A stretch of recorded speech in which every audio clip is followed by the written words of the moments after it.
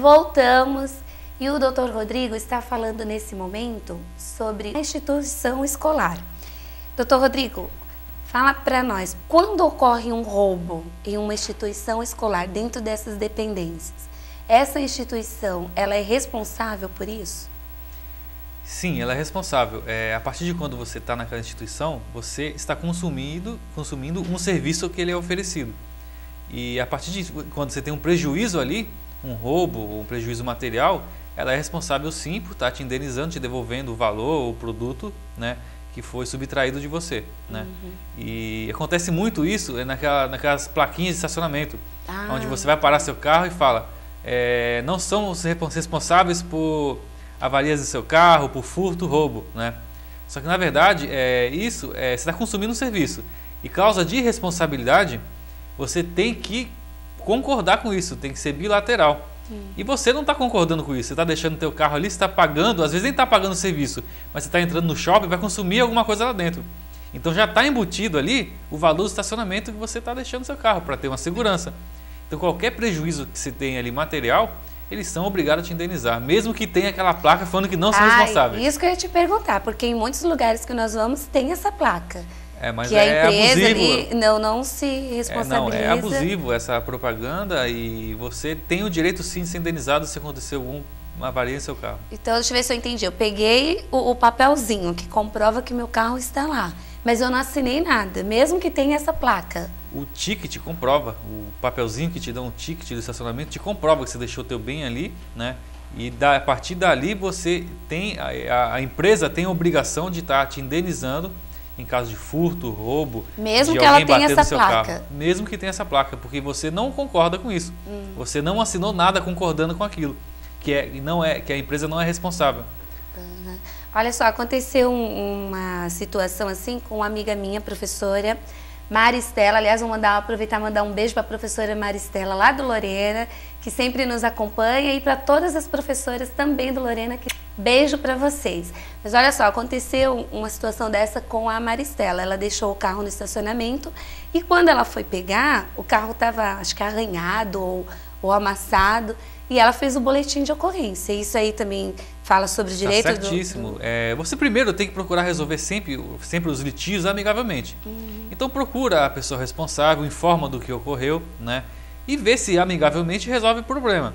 Se não resolver, você pode tomar as providências. Chama a polícia, tira foto, né? Guarda o ticket que você estacionou o carro, tira foto para comprovar que ali o carro estava, entrou em perfeitas condições e teve uma avaria, um furto, um roubo naquele local. Mas aí vai valer a sua palavra, né? Porque quando Exatamente. você coloca, você não tem essa intenção. Será que meu carro vai ser amassado? Eu vou tirar foto antes dele entrar. Ali existiu uma relação de consumo. Você consumiu um serviço que é oferecido. Estacionamento, segurança daquele estabelecimento. E essa relação de consumo te dá, se diz, a inversão do ônus da prova. Então, eles que vão ter que provar que o seu veículo, ao chegar lá, já estava amassado. Inverte a questão do ônus da prova. Isso também é um direito básico do consumidor, que também está previsto no Código de Defesa do Consumidor. Olha só, você sabe que aconteceu isso comigo? Eu acho que o meu carro ele foi amassado no estacionamento. Só que eu só fui ver isso em casa. E eu desconfio que foi lá. E não tem como eu provar, né? Porque já estou longe do estacionamento, já cheguei na minha casa. Depende, se você estava com mais alguém, se tinha testemunha, né? Tudo isso pode ser levado em consideração meio de prova, né? Mesmo quando esse alguém foi um adolescente com filha. Aí complica um pouco mais, né? mas... Na verdade, nós temos que estar atentos a tudo isso. Tem que estar atento. Você olha o carro antes de deixar, porque às vezes também está arranhado e não foi lá que aconteceu. Então você olha o carro, Não, sempre, eu agora né? estou esperta. Depois que eu vi isso, eu falei assim, quando eu deixar, eu já vou fazer uma vistoria ali no meu carro. Exatamente. E antes de retirá-lo. Exatamente. Olha o carro antes de deixar, depois que você está retirando ele, né? E a partir dali você pode tomar as providências. Você chama a pessoa para resolver amigavelmente, se não tem solução, né? Sem base com provas, né? Você está buscando o seu direito. Então a professora Maristela fez certinho. Fez certinho. Parabéns. Parabéns, né? E ensinou pra gente também. Vamos lá. Olha, uma pessoa demonstra problemas de saúde. E a suspeita é que esse problema foi causado por algum alimento que ela consumiu. Como proceder? Esse alimento que foi consumido e gerou problema de saúde, né, pode gerar uma ação que você pode buscar os danos materiais, né, e morais. Os danos materiais são aqueles em decorrência do prejuízo financeiro que você teve, né? E até aquilo que você deixou de ganhar em decorrência da debilidade, da saúde, que você se comprometeu a ficar alguns dias parado sem conseguir produzir.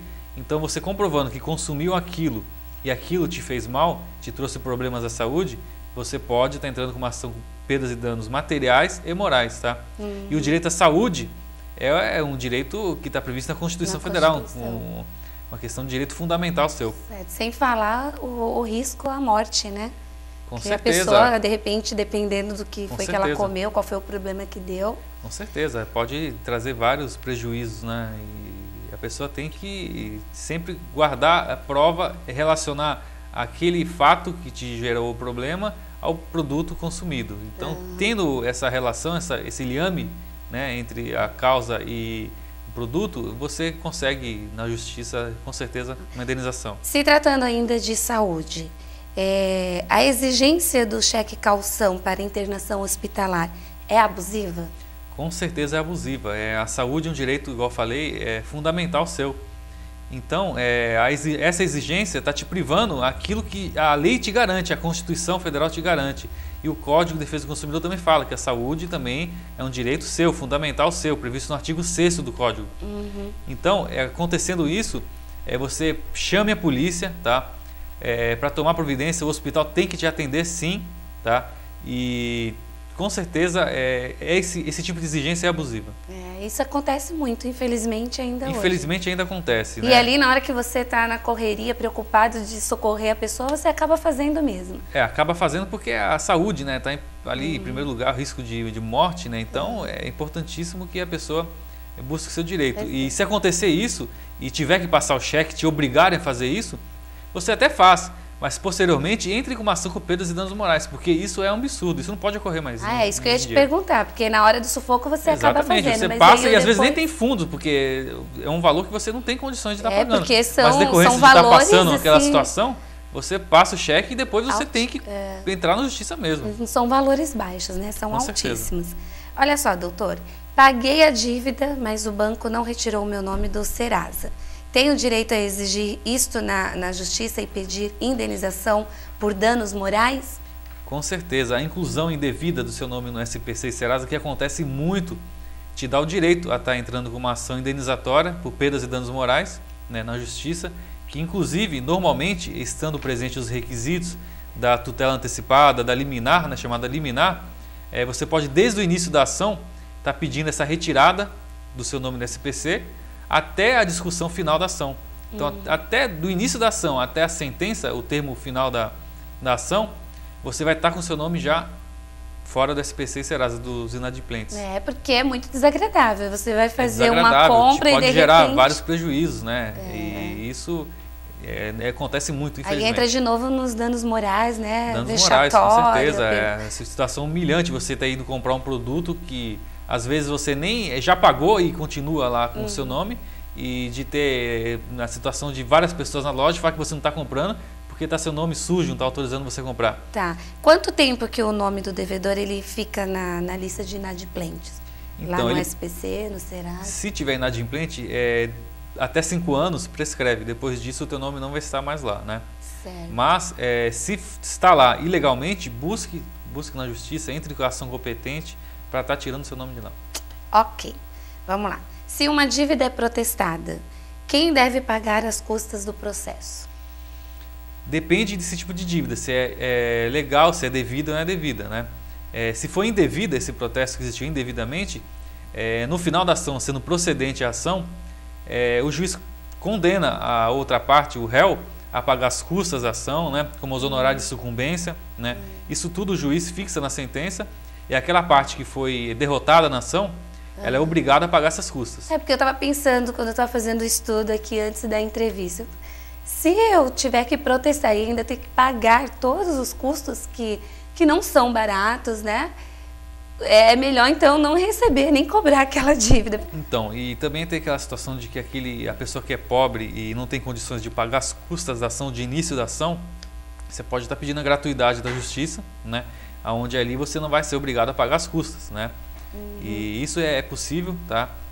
Tem que fazer declaração, comprovar a sua necessidade, né, impossibilidade de pagar as custas, e existe em lei que autoriza o juiz conceder a gratuidade da justiça. Certo, então a melhor coisa é não dever. Faça de tudo para você não dever, para você não ser protestado. Utilizar sempre o bom senso, né? E comprar aquilo que você tem condições de pagar. E outra coisa, né? Quem vende também tem o direito de receber. Com certeza. Ou quem empresta, não estou falando assim, de repente você pede aí para um parente te ajudar, que a gente vê muito isso no nosso programa de família, né? E não, poxa, te ajudou, então tá na hora de você pagar o que você deve. É melhor você comprar aquilo que tem condições de pagar, né? Com certeza. Melhor não, é o ideal, né? Junta, o correto, né? É o correto. Não vai entrar aí em prestações. Com certeza, porque a gente tem que entender que aquela pessoa que está vendendo, aquele comerciante, aquele empresário, está trabalhando também, né? Ele tem o seu custo, ele paga um funcionário, ele paga imposto, né? Energia, água. Então ele também tem que receber aquilo, né? Exato. E você está indo lá comprar porque quer. É lógico. Então, se você está indo lá comprar porque quer, compre aquilo que você tem condições de pagar. Tem condições, né? Se tratando aí de compras e tal, o cheque pré-datado, como é que funciona? Se eu passei um cheque pré-datado e a pessoa colocou antes daquela data. Na verdade, tem esse cheque pré-datado, esse mito que não existe. O cheque é ordem de pagamento à vista, tá?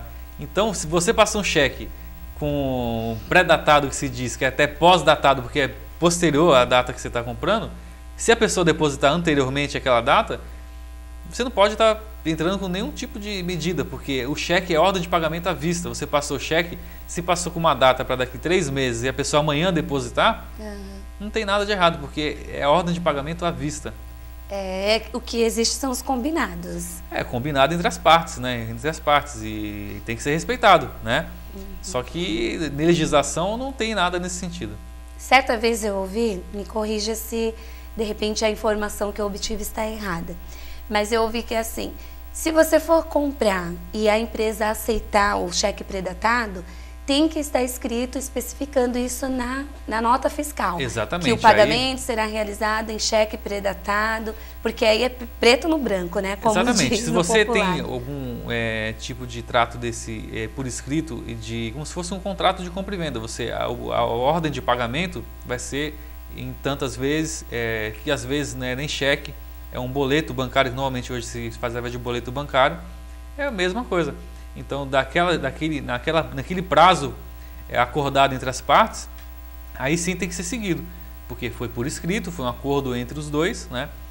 Entre os dois, e ali sim tem que ser seguido, que pode ser cheque, pode ser uma nota promissória. Ah, tá. E é como eu estava falando esses dias para minha filha, né? Há alguns anos atrás a palavra valia, agora não, tem que ser tudo... A palavra, pela legislação, ainda vale, que é um contrato verbal, né? Certo. Só que para provar isso é mais complicado, porque você tem a tua alegação, ou a outra pessoa vai ter também a dela, né? Então vai ter que ter prova daquilo que cada um está alegando. Mas o melhor é o preto no branco, né? O melhor é contrato por escrito, com certeza. Olha só, Rodrigo, vamos segurar mais um pouquinho aí, nós vamos para um intervalo rapidinho e voltamos já.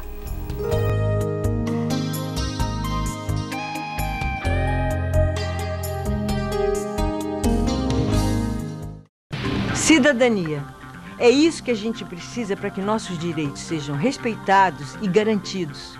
Assim, se o seu celular foi clonado, se você recebeu um cartão de crédito que não pediu, ou se o seu nome está indevidamente no cadastro de proteção ao crédito, seja consciente. É fácil como movimentar um dedo. Entre no portal do IDEC e saiba mais sobre seus direitos. IDEC, cidadania se conquista.